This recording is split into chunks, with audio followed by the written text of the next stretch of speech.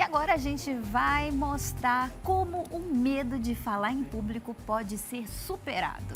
Olha só como essa dificuldade, muitas das vezes, Dani, é mais comum do que nós pensamos. Uma pesquisa britânica feita com 2.000 voluntários perguntou para essas pessoas quais eram as situações que mais lhes causavam temor, medo, né?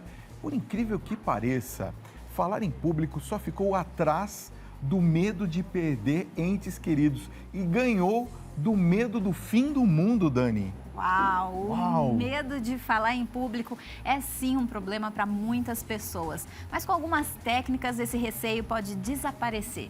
E quem vai dar essas dicas para a gente é o coach de alta performance, especialista em comportamento humano, Lucivaldo Santos, que já está aqui com a gente. Seja muito bem-vindo, Lucivaldo. Tudo bem, seja muito bem-vindo. Prazer recebê-lo aqui no Mais Vida. Pois é, e eu fiquei impressionado com essa pesquisa, Lucivaldo. Não, é assustador, né? Agora, por que muitas pessoas têm tanto medo assim de falar em público e nós percebemos que isso vem aumentando cada vez mais? Já vou adiantar alguma coisa. Por acaso as redes sociais, a internet, Eu ia perguntar isso. tem alguma coisa a ver com isso? Na verdade, essa pesquisa que você citou, ela é bem interessante porque assim, essa pesquisa apontou que 41% das pessoas morrem de medo de falar em público. Não é só o medo, elas morrem de medo, elas têm pânico, pavor de falar em público. Supera o medo da morte, supera medo de insetos, medo de altura, medo de morrer afogado. Então, assim, perceba que a grande maioria das pessoas que foram entrevistadas, elas têm esse medo. E de onde vem isso, né? De onde vem esse medo todo? Vem do receio da exposição, do julgamento, do pré-julgamento que as outras pessoas vão fazer, do que elas vão falar, e da insegurança. Então, a gente percebe que se as pessoas se prepararem para falar em público, superam o medo de falar em público e conseguem superar esse desafio, que é um medo da grande maioria das pessoas. E sabe o que é engraçado? Que muitas pessoas acham que a nossa profissão, Fabinho, é fácil, né? Porque de repente a gente tem que falar só com uma câmera. E eu já fiz o teste com várias pessoas também durante as gravações. Então vem aqui falar na frente das câmeras. E a pessoa simplesmente trava, porque aí cai a ficha de que não é só uma câmera, você está falando para milhões de pessoas que estão assistindo. Mas já fica aqui uma pergunta: como que a gente deve se preparar? Tem alguma técnica, assim, a gente deve ensaiar antes ou só dominar o assunto que a gente vai falar, que a gente vai abordar? Para você dominar o assunto, você vai ter que se preparar, né? Você vai ter que estudar muito bem esse assunto. Essa é a principal dica aqui que eu gostaria de passar para quem está nos assistindo, é o seguinte: só aqui nessas duas entrevistas que aconteceram hoje, nós tivemos várias dicas de como você pode superar o medo de falar em público. Por exemplo, os músicos, teve um momento em uma das perguntas que vocês fizeram, eles falaram, por que vocês, o que fizeram, o que faz vocês, o que motiva vocês a cantar? E eles falaram o seguinte: o que nos motiva, o que me deixa tranquilo é a naturalidade, é a paixão. Nós fazemos isso porque nós gostamos de fazer isso. E também na oratória, ou quando você vai falar em público, a gente pede muito isso, principalmente eu peço para meus alunos: fale com naturalidade, fale como se você estivesse conversando, como se você tivesse prazer, numa roda de amigos. Eu acho que isso é uma dica ouro para quem tem esse medo todo de falar em público. Porque primeiro você domina o assunto, como? Estudando muito bem o tema. Você se prepara para o tema. E depois entendendo que as pessoas não querem estar nessa condição que você falou. Ninguém quer estar no seu lugar. Ninguém quer falar em público, ninguém quer falar para as câmeras. As pessoas têm uma dificuldade muito grande de falar gravando um vídeo. Então, assim, um teste muito prático é você gravar você falando no seu celular. Grava e veja você falando no celular. E aí você vai começar, você está criando aí estratégias, técnicas para perder o medo de falar em público. Isso seria ensaiar ou não? Isso é ensaiar, Principalmente se você já tem um convite, as pessoas começam a sofrer na hora que são convidadas. O medo de falar em público, até então ninguém sabe que tem medo de falar em público. Fabinho, tem que fazer uma palestra o ano que vem. Ai, meu Deus do céu, passa um ano inteiro sofrendo, né? Exatamente. Verdade. E isso é uma dica até que eu deixo para quem está nos assistindo.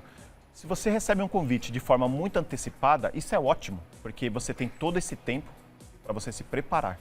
Então, o que acontece é o contrário. As pessoas recebem um convite e começam a sofrer, imaginando como será aquele dia, como será aquele momento, como ela vai superar aquele momento. aí já começam os problemas, né? A gente fala que são respondentes emocionais, tudo que o meu corpo manifesta naquele momento, né? Sabe que antigamente falava pro espelho. Às vezes funciona também, né? Não sei. É uma das técnicas que muitos utilizam para se observar, né? A pessoa fica se observando, falando, como se estivesse falando para as pessoas. Eu gosto, no momento, na atualidade você citou as redes sociais, eu gosto muito de gravar no vídeo. Então eu passo isso muito para os meus alunos, eu passo no começo, quando eles já têm o primeiro contato comigo, eu já passo no começo e depois passo no final, para eles perceberem a evolução que tem quando você começa a realmente praticar. Então falar de frente para o espelho é uma técnica, falar no seu celular, você gravar você se falando é uma técnica, mas tem uma técnica que funciona mais e é melhor nesse momento, que é você falar para as pessoas que gostam de você. Então você ensaia, reúne lá seus amigos, os familiares, faz aquele momento, convida para um jantar, reúne essas pessoas, você fala, pessoal, antes da gente apreciar esse maravilhoso jantar, eu tenho algumas coisas para passar para vocês. Aí você se declara ali, você faz a sua apresentação para os seus amigos e familiares e depois peça sinceridade do que eles acharam. Cuidado! Eu quero ver. E como é que eu sei, por exemplo, o que eu posso usar? Se é mais alegre, mais divertido, mais sério? Ótima como é pergunta, que eu sei? ótima pergunta. O público, ele cria conexão com o orador ou com o palestrante de acordo com o comportamento desse orador e palestrante. Se você vai para uma apresentação muito sisudo, muito sério, nervoso, porque a grande maioria das pessoas estão nervosas, você passa isso para sua plateia, para sua audiência. Então, procurar relaxar. O momento mais difícil de uma apresentação é o começo da apresentação. Tá. Esse é o momento que é difícil para todos os palestrantes, oradores, professores, quem usa a voz, quem se comunica. O que eu peço e o que eu sempre oriento, isso acontece comigo também. Porque na grande maioria das vezes nós não conhecemos a nossa plateia, nós não conhecemos o público. Então relaxa, calma, respiração. Uma vez eu vim aqui, eu dei essa técnica, me mandaram várias mensagens. Lá no Fantástico. Tribuna, né? Eu lembro. Respiração, respira fundo, segura, calmar, conhecer o ambiente, conhecer os equipamentos que você tem para fazer a sua apresentação, conhecer as pessoas que estão ali para te ouvir. Isso é fundamental, porque nesse momento você está acalmando. Você também relaxa. Exatamente, você está relaxando e você está se familiarizando com aquele ambiente. Tinha um amigo, que eu tô lembrando que na faculdade... Ele já começou a rir. Tinha um amigo meu que ele ficava muito nervoso nas apresentações, então ele colocava né no final de tudo. Então, boa noite, né? Nós estamos aqui, né? E não sei o que lá, né? E eu queria rir, mas não podia, né? E depois eu falei para ele, por que você não se acalma um pouquinho? Ele falou, não dá, Fábio, eu fico muito nervoso na hora que eu vou falar em público. Que é aquela história, né? Se você conta a primeira piada, depois ninguém ri da sua piada, você fica mais nervoso ainda. Fica é um motivador. difícil, né? Nossa, Fábio, assim, incrível isso que você acabou de passar, porque esse é o problema, na grande maioria das vezes, que acomete os palestrantes. Primeiro, os vícios de linguagem, né? O Né é o campeão de todos. O Né? Teve natural, né? Teve uma ocasião que eu fui fazer eu estava num congresso e eu contei. O palestrante, ele falou 80 Nés. Meu Deus 80 do Nés. céu. Porque quando você finaliza a linha do seu raciocínio, geralmente você tem que ser afirmativo e não fechar a linha do raciocínio com uma pergunta. É o que acontece com quem usa o né. Eu era afirmativa demais. Minha mãe contou uma vez em meia hora de programa, eu falei 53, olha só. Olha só. Depois disso, eu as nunca pessoas mais verem falei, mesmo, né? mãe? Vícios de linguagem. São vícios de linguagem. O né, o olha só, o tipo assim, né? A juventude, Tipo assim, os jovens para falar tipo assim, Tipo assim. Parece que durante falta toda a o vocabulário, né? Exatamente. Tudo é tipo assim. Ele quer fechar a sua linha do raciocínio emitindo algum ruído. Então, Isso acontece muito até quando você tem que usar outra língua no meio da apresentação, né? A pessoa meio que se perde e fica... Por quê? Porque ela está buscando o que ela tem que falar. Ela está pensando, ela já está processando. E aí ela fecha com uma pergunta. Ou ela começa com um ruído, né? Então, assim, né? Então, o que a gente faz? Nós temos, nesse momento, dar uma pausa. Procura sempre dar uma pausa. Não é errado você falar né. 1, 2, 3, 4 nés durante toda a sua mensagem. Tranquilo. O que não pode é você falar repetidas vezes, não só o né, mas várias palavras que são irritantes ou ruídos irritantes. Né? Olha, mesmo preparado, mesmo estudando o assunto, é legal ter um apoio. Por exemplo, a gente tem um apoio aqui, a gente tem as fichinhas para, de repente, não viajar tanto no assunto, a gente seguir uma linha de raciocínio. Isso funciona bem também para quem vai falar em público, Eu gosto muito do material de apoio. Tá? E aí, material de apoio, você tem vários... Pode ser um PowerPoint, sim, PowerPoint, um flip chart, a própria anotação. Né? Só tomar cuidado com a anotação por causa da espessura do papel. A gramatura do papel. Você fica com... Se você pega uma espessura de um papel muito fino, por exemplo, aqui você tem uma... tem a ficha. Tem uma ficha, né? E ela tem aqui um plástico. Papel cartão. Um papel cartão que aí te dá uma segurança na hora que você está segurando. Eu não posso tirar, não posso tirar assim. Então, quando o papel é muito fino aqui, a pessoa está aqui e ela está assim, ó. Ah, então, entendi. Eu pensei que era para não ver o que estava escrito. Isso aqui te dá uma segurança. Porque o material de apoio, o material de apoio ele pode estar em alguma bancada, ele pode é só para te auxiliar. Sim. E também para trazer para você a linha do raciocínio, né? Que você tem que... Para não perder o fio da meada, né? Exatamente. Tá, muito bem. E a gente falou aqui... O material de apoio ele é válido, pode ser utilizado sim. A gente falou aqui também do PowerPoint, já fica também a dúvida. O que a gente tem que fazer para, de repente, esse recurso não nos atrapalhar? Porque, às vezes, a gente está numa apresentação super importante, superando um desafio, que é o medo de falar para muitas pessoas. De repente, é um assunto que é novo para a gente, que a gente está a primeira vez apresentando aquilo e precisa seguir e acompanhar numa ilustração ou em vídeos. Qual que é a técnica para a gente não se perder ali na hora da Não colocar muita informação. Lembrando que o PowerPoint, ele é um guia. Ele é somente para fazer você lembrar daquilo que você já sabe da mensagem. Põe textos intermináveis. Exatamente. Fica uma apresentação muito massiva, cansa os ouvintes, cansa a plateia, então toma muito cuidado com muita informação no PowerPoint. Eu ouvi dizer que quando a gente assiste a uma apresentação que de repente é mais leve, o palestrante é mais descontraído, a gente absorve mais informação. Isso é verdade? Depende muito do palestrante, depende muito da sua audiência, né? As pessoas aprendem. Nós temos o auditivo, nós temos o sinestésico, nós temos o visual. Então, se um palestrante conseguir comunicar com a sua audiência, atendendo esses 3 perfis de público, ótimo, maravilha. O mais importante de tudo é você conseguir transmitir a sua mensagem para as pessoas. E aí, a forma que você vai fazer isso, aí vai com prática. Não dá para quem está iniciando agora, falar, peraí, agora eu vou falar para o visual, agora para o auditivo, para o sinestésico. Não.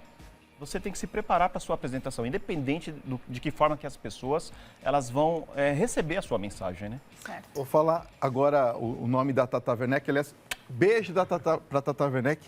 Vem aqui visitar a gente, que a gente quer você aqui com a gente também, tá bom? Mas ela fala muito rápido, né? Ela faz as piadas assim, muito rápidas, e ela mesma às vezes percebe que ela fala muito rápido que a pessoa não entende a piada. Como que a gente sabe a velocidade melhor para a fala, para a impostação da voz? Existe alguma técnica para eu adequar isso à plateia que está me acompanhando? Existe. Você já citou 2 vezes piadas. Piadas. Piadas, você tem que tomar um cuidado muito grande. Eu sou um péssimo contador de piada. Se eu contar uma piada aqui, vai ser uma tristeza e isso acaba com a minha apresentação. Tá. Porque quando a gente faz uma piada, principalmente no começo da apresentação, a gente quer um retorno da nossa audiência. Que todos fiquem felizes, comemorem, batam palma. E quando isso não acontece? Isso já me traz a insegurança, né? Você já trava, você já se fecha. No caso da Tata, ela fala muito rápido. Muito rápido. Então, por quê? A mensagem é processada muito rápido. Conforme ela processa rápido essa mensagem, ela já solta. Qual é a dica para quem fala muito rápido? Porque se eu pedir para uma pessoa que fala muito rápido, ela falar devagar, ela não vai conseguir. A pessoa, eu estou lá fazendo uma apresentação e eu falo rápido, e eu falo, fala mais devagar. Aí você já trava a pessoa. A mensagem já está sendo processada. Eu quero entregar a mensagem, eu quero entregar o conteúdo. Isso vai me também deixar já mais reservado. Então, a dica para quem fala rápido fala com mais, dê pausas para que as pessoas consigam processar essa mensagem. Agora... Então assim, fala muito rápido, você dá pausas e as pessoas conseguem receber aquela mensagem que você transmitiu. E para quem fala muito devagar? Quem fala muito devagar procura acelerar um pouco mais esse conteúdo. Lógico que essa pessoa que fala muito devagar, ela tem um vocabulário melhor. Ela vai conseguir falar melhor as palavras e as pessoas vão entender. Então, assim, só acelerar um pouco, porque a gente tem um problema para quem fala rápido e para quem fala devagar. Qual é? Conseguir controlar o tempo da mensagem. Já tô rindo de novo, né? Já, não, é que eu lembrei. Sabe como? Ele sozinho, gente, eu não entendo. Você sabe o que é engraçado, Dani? Como eu aprendi, vocês vão dar risada também.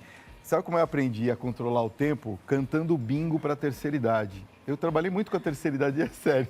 Não, ela vai rir. Mas é verdade. O pessoal falava, fala mais devagar. Então você falava. Essa vocês não sabiam, né? 11, 1. Tem que falar devagar para ela anotar direitinho. Vai aprendendo, né? E respeitar o público, né? Respeitar o público. Uma Beijo para todos da terceira idade. Então, outra dica importante, quando a gente vai transmitir a nossa mensagem, é a gente conhecer o nosso público.